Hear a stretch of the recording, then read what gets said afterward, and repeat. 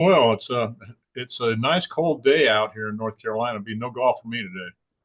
Well, it's cold a lot of places, snow I'm dealing with, so I don't want to hear it, Alan. You're probably still, but our topic today is should I do a Roth conversion?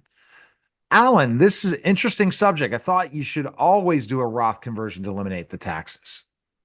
Well, Neil, you should, but not in all cases. I'll give you some examples. Number one, if you're positive that you're going to be in a lower tax bracket in retirement and you did a Roth conversion, you have made a huge financial mistake. Because if you did a Roth conversion and paid taxes in a lower tax rate in retirement, you paid all those taxes for nothing. And what I mean by that, if you're at the same tax rate as you are right now in retirement, it doesn't make any difference whether you do a Roth conversion or not. But as I said before, if you do it into a lower tax bracket, you've made a huge mistake. Wow. Okay. All right. Let's go ahead to the next part. And the next question, Alan, is what else, Alan? Well, Neil, there's three important questions that you must answer. Number one, what overall amount should be converted? Number two, what should the size of each conversion be?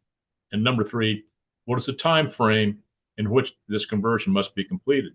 Now, understand this to start out, what overall amount should be converted. To understand the total amount your IRA that needs to be converted to a Roth, you must first identify the ideal balance to have in your tax deferred bucket.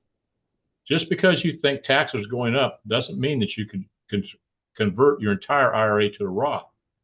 You want your cumulative IRA balances low enough that required minimum distributions in retirement are equal or less than your standard deduction, but still low enough that they do not reach the provisional income thresholds that cause Social Security taxation.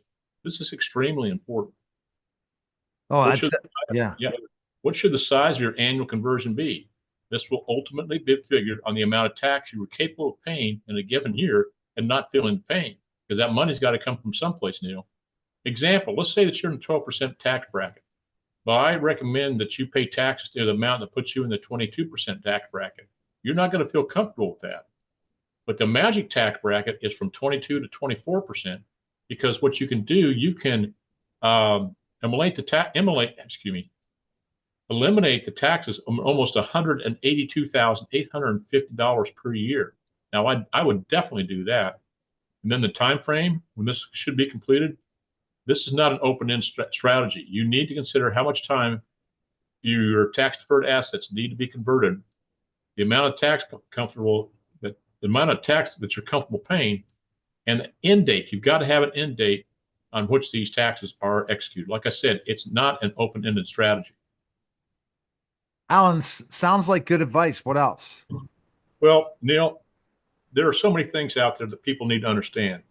When you do a Roth conversion, you are using a financial vehicle that compounds the risk in retirement, such as sequence returns risk, the number one risk in retirement, running out of money before you run out of life, um, the longevity risk, which is a risk multiplier, market risk, which is absolutely huge in others. People are not aware of these risks, and their fee-based advisors from the people I have talked to do not tell them about these risks, and they are supposed to be fiduciaries looking out for the best interest of the client. Basically, I was not aware that that's great information. Anything else? Well, Alan, here's what I suggest, or excuse me, Neil, here's what I would suggest. As I've always said, the insurance companies have the best tax code approved tax retirement system available today, bar none, in accordance with IRS codes 7702 and 70E that people have no idea about. I, often I ask people, what has tax-free distribution? They always come back and say my Roth product, my 401k, and my Roth 401k and municipal bonds. I immediately let them know that cash value life insurance is, whether it's whole life or index universal life, they also have tax-free distributions. And if somebody's telling me that municipal bonds are tax-free, they are completely wrong. Because if you live in a state other than when those bonds are issued, you have state taxes to pay. And if a state is large enough, you have e-state taxes to pay. And this is absolutely huge, Neil. They both affect the taxation of Social Security and the means testing for Medicare Part B, which will be in the thousands of dollars per year. People are not aware of it, and their financial advisors do not tell them about it. There are only two financial vehicles that are legal that I know of: the Roth products and cash value life insurance. I was not aware of this stuff, Alan. This is just amazing. What else? Well, Neil, like I've spoken about on several occasions in your program, on our program, it is cash value life insurance. It's not an investment. It's an asset class all of its own. We got these financial advisors. I call them financial entertainers. Dave Ramsey and Susie Orman. I don't think they're licensed in anything. They're not fiduciaries. But they say, life insurance is a terrible investment. Well, it's not an investment. It's in an asset class all its own. There's no other financial vehicle that can provide the benefits and the performance if it can properly construct a policy.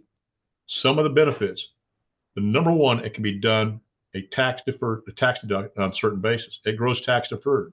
You have tax-free distribution. It does not affect the taxation of Social Security or the means testing Medicare Part B, which can go up by over 350%. And the overall savings is thousands of dollars per year. You're protected from lawsuits, liens, and judgments.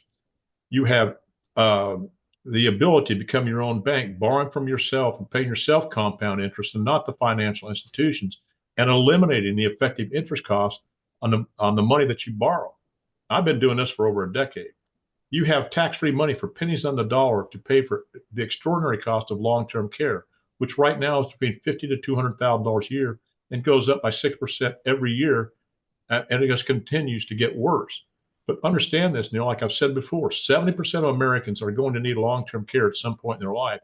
And 40% of Americans right now between the age of 18 and 64 are on long-term care right now. Now, understand this. It's the greatest college funding vehicle available out there. It beats the 529 plan all to pieces. And I can go on and on because I got a new book coming out I haven't told you about, but there's going to be a chapter in that just about that. But the big thing too, it eliminates or mitigates the risk in retirement that a stock portfolio, bond portfolio, any of these other financial vehicles only compound. The number one fear in life is running out of money before you run out of life. With these financial insurance products, you're not going to run out of money. I mean, And it's just you need to educate. that's the key, because you have $1 million stock portfolio. You're only going to have X amount of years of money and you're going to run out. And you talked about every day's a Saturday when you're retired. Well, Neil, kind of in closing, I teach people to think outside the box conventional financial plan. I show people how to reduce and possibly eliminate both taxes and debt, or debt and taxes, because people say, "Why you can't eliminate my taxes?" I possibly can.